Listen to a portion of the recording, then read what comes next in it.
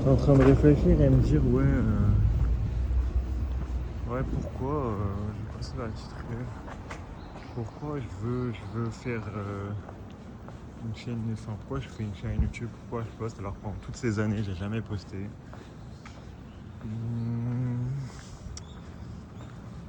Je me dis c'est principalement parce qu'avant j'étais dans la compétition pendant beaucoup de temps et la compétition elle m'a toujours fait garder les choses pour moi.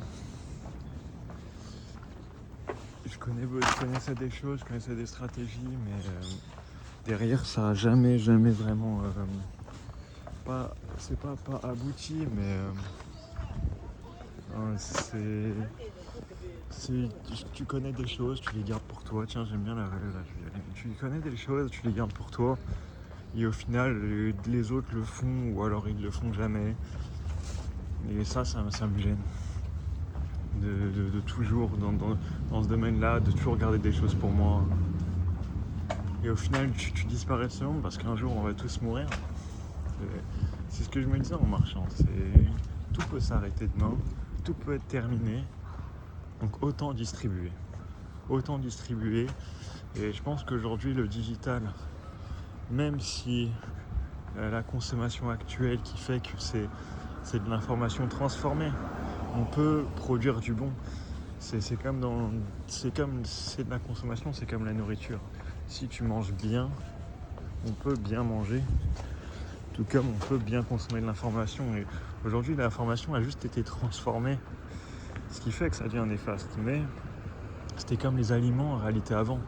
McDonald's ou toute l'industrie des fast-food ont transformé la nutrition. Donc on est passé des fast-food aux fast information, tout comme les fast fashion, et c'est quand on transforme, c'est quand on veut aller plus vite et qu'on transforme le produit que ça devient mauvais.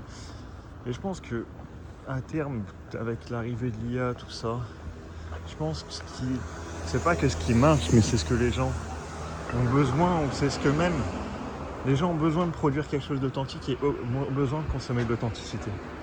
On n'a pas besoin de vidéos avec 45 000 cuts ou c'est fast-paced avec une production énorme.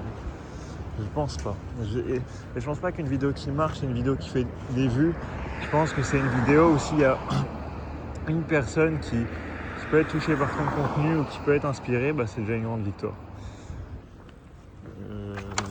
Je me suis pris du thé en fait dans une boutique de niche alors qu'il y en a partout. J'avais vu que c'était bien noté sur Google, qui même était recommandé par pas mal de monde, mais ils vendaient pas vraiment de thé. Mais je suis tombé sur un wizard, genre vraiment il est parti derrière dans son truc, il testait les thés, il y avait personne dans la boutique, c'était vraiment un truc de niche. Et je crois qu'il m'a donné que des pépites.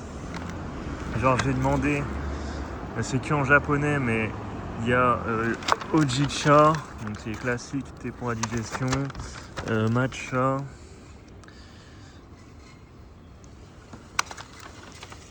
Gyokuro et Sencha.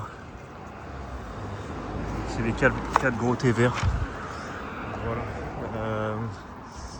Et pour reprendre un petit peu, je me disais que le premier truc c'est l'authenticité.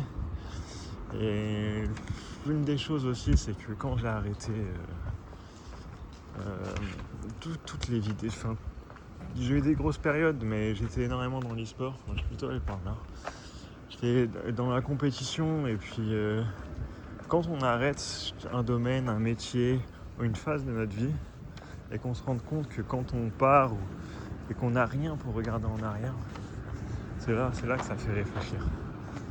J'étais en réalité ah non, je me suis trompé, c'est Asukasa. À chaque fois, je mélange les deux. Asukasa, là aussi. Et quand on regarde en arrière et qu'on n'a pas de feedback de ce qu'on a fait, même moi j'ai beaucoup de notes dans les carnets où toutes les semaines, par exemple, je fais des audios ou je fais des débriefs de ma semaine pour maintenir un petit peu à jour ce que je fais. Mais s'il n'y a pas de feedback visuel, c'est compliqué. C'est pour ça que je fais une chaîne YouTube, que je poste sur YouTube maintenant. Après tant d'années, ou même il y a 15 ans, je me disais si tu commences les vidéos sur les jeux vidéo, Call of, tu peux peut-être réussir, peut-être percer. Ensuite sur d'autres jeux, ça. Et je sais pas, j'ai toujours évité. Maintenant, je pense que c'est le moment de me dire, produire de l'authenticité ne peut qu'être bénéfique pour moi, pour peut-être si j'ai des enfants du monde dans ma vie, et au moins avoir des périodes qui sont, je pourrais revenir en arrière et les regarder. Donc ça voilà, c'est le deuxième, voire si j'en ai pas dit d'autres, troisième point fort. Et en dernier point, je voulais ajouter aussi, c'est la méthode Feynman. Quand on explique quelque chose, on renforce notre apprentissage. Et c'est l'une des raisons importantes aussi de pourquoi je fais des vidéos. C'est quand j'étais dans le coaching, par exemple, avant, j'expliquais le jeu à mes joueurs, je comprenais mieux le jeu en l'expliquant. Du coup, c'est aussi l'un des avantages de faire des vidéos.